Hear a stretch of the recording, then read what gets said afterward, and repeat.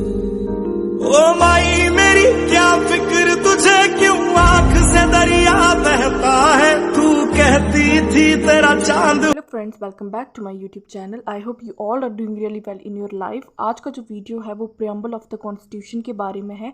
आज हम पढ़ेंगे कि हमारा जो कॉन्स्टिट्यूशन है उसमें जो प्रियम्बल है उसकी क्या इंपॉर्टेंस है।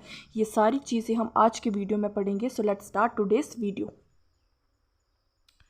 What is preamble? सबसे पहले हमें पता होना चाहिए कि प्रियम्बल क्या होता है। The term preamble refers to the introduction और प्रीफेस टू द कॉन्स्टिट्यूशन, कि हमारा जो कॉन्स्टिट्यूशन है उसका जो इंट्रोडक्शन पार्ट है उसे हम क्या बोलते हैं? Preamble. It contains the summary of the constitution.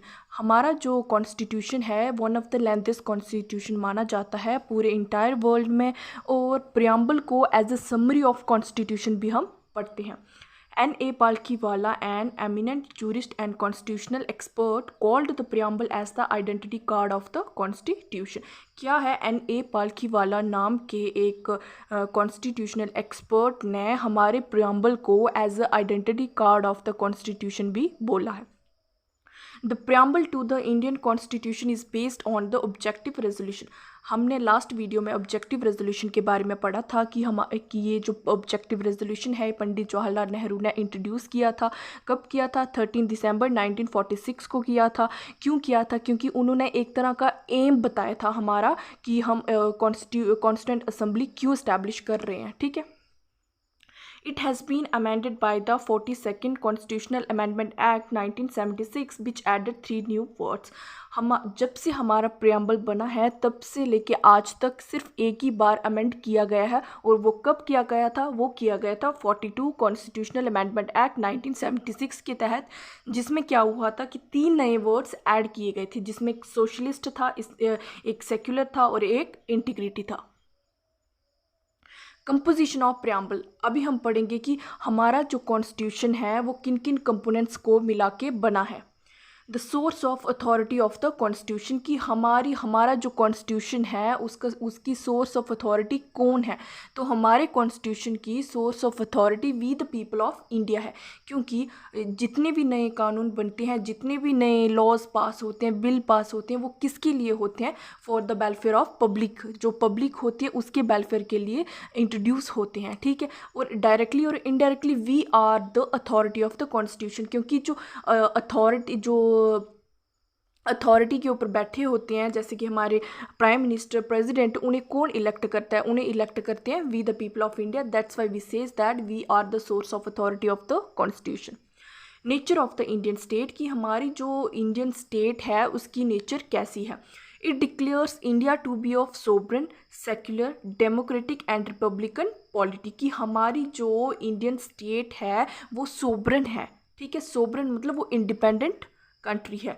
दूसरी है सेक्युलर। सेक्युलर मतलब all the we have different types of religions in our country, but each religion gets equal respect, equal protection. फिर दूसरी है डेमोक्रेटिक कंट्री, की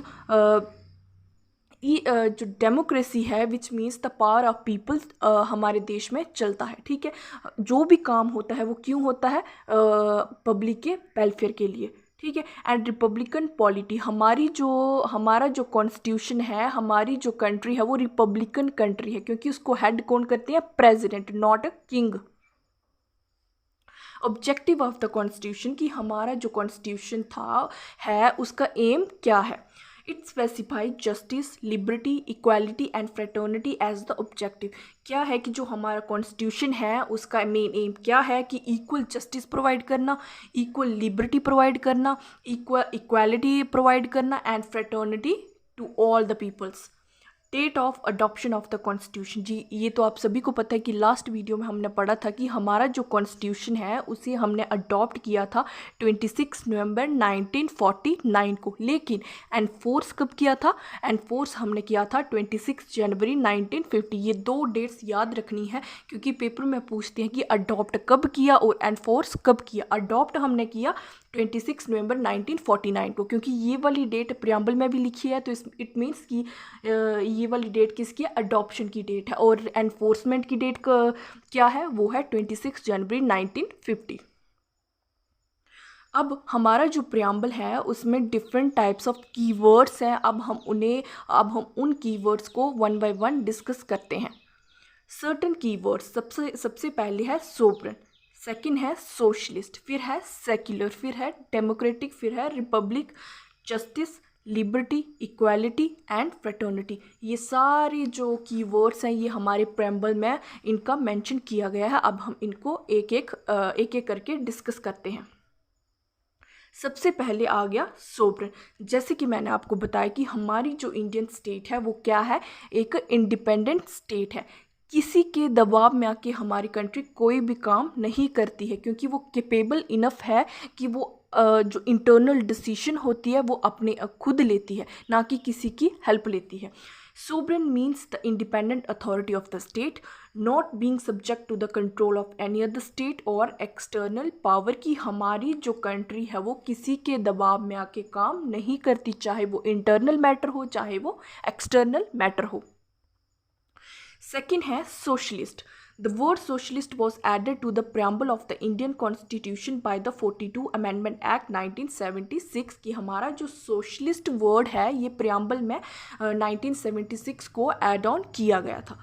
ठीक है, it implies social and economic equality. अभी सोशलिस्ट का मतलब क्या है कि सोसाइटी में हर एक इंडिविजुअल को सोशल और इकोनॉमिक इक्वालिटी प्रोवाइड करना, और किसी भी इंडिविजुअल को चाहे वो डिफरेंट लैंग्वेज बोलता हो या फिर डिफरेंट रिलीजन का हो, किसी को भी हमने डिस्क्रिमिनेट नहीं करना है on the basis of caste, creed, colour etcetera. Secular जैसे कि मैंने आपको बताया था कि हमारी जो इंडिया कंट्री है जिसमें डिफरेंट टाइप्स ऑफ रिलीजन्स हैं, each religion gets equal respect, protection. The term secular means that all the religions in India gets equal respect, protection and support from the state. It was incorporated in the preamble by the 42 Amendment Act 1976, जैसे कि हमने starting में पढ़ा। Next topic है democratic. The term democratic indicates that the constitution has established a form of government that gets its authority from the will of the people expressed in an election.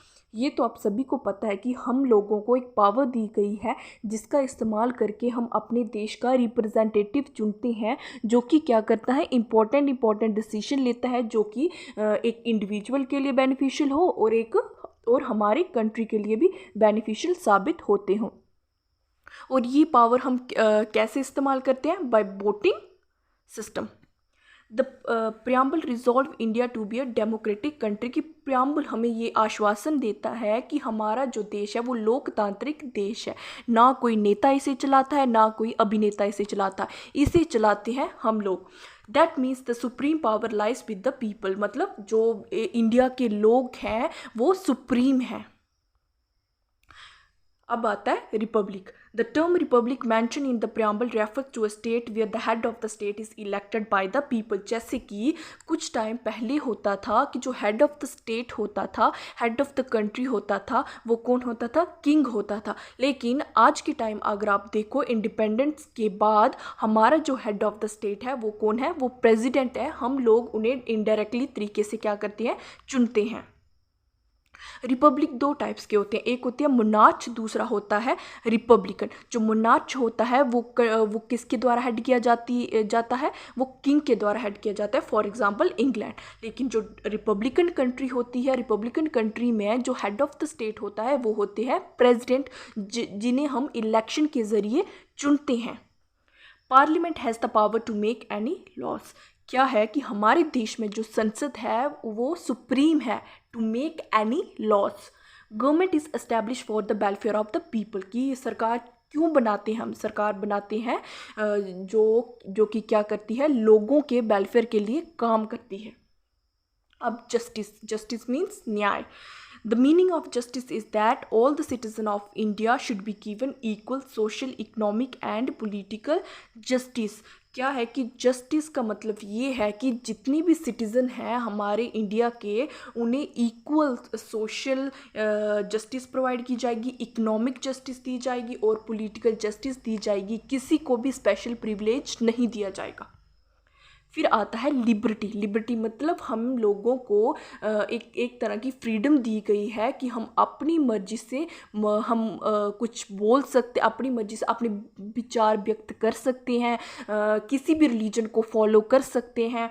The preamble secure to all citizen of India liberty of thoughts, expression, belief, faith, worship through their fundamental rights enforceable in the court of law in case of violation. क्या है कि हमें कुछ liberties provide की गई हैं जिसमें हम फंडामेंटल राइट्स के अकॉर्डिंग हम अपने विचार कहीं पर भी व्यक्त कर सकते हैं, कहीं पर भी वर्शिप कर सकते हैं, किसी भी रिलीजन को अपना सकते हैं, लेकिन फंडामेंटल राइट्स को वायलेट ना करके। Equality. The term equality means no section of the society has any special privilege and all peoples have given equal opportunities for everything without any discrimination। कि जितने हर एक इंडिविजुअल जो कि सिटीज़न है India का, उन सभी को इक्वल दर्जा दिया जाएगा, इक्वल अपॉर्चुनिटीज़ प्रोवाइड की जाएंगी, किसी को भी डिस्क्रिमिनेट नहीं किया जाएगा। Everyone is equal before law. अगर मैं कोई क्राइम करूँगी तो मुझे भी वही सज़ा मिलेगी, अगर प्राइम मिनिस्टर क्राइम करते हैं उन्हें भी सेम सज़ा मिलेगी, किसी को भी स्पेशल ट्रीटमेंट नहीं दिया जाता। फ्रेटर्निटी, भाईचारा। This refers to a feeling of brotherhood and sense of belonging with the country among its people। की फ्रेटर्निटी क्या होता है कि भारत के जो लोग हैं उनमें आपस में क्या होना चाहिए, भाईचारा होना चाहिए। The preamble declare that fraternity has to assure two things: dignity of the individual, that individual should be honest to himself, and unity and integrity of the nation, और उसे हर वक्त अपने देश को कैसे प्रॉस्पर करना है इसके बारे में ही सोचना चाहिए, कोई भी एंटी काम नहीं करना चाहिए। Thank you so much for watching my video.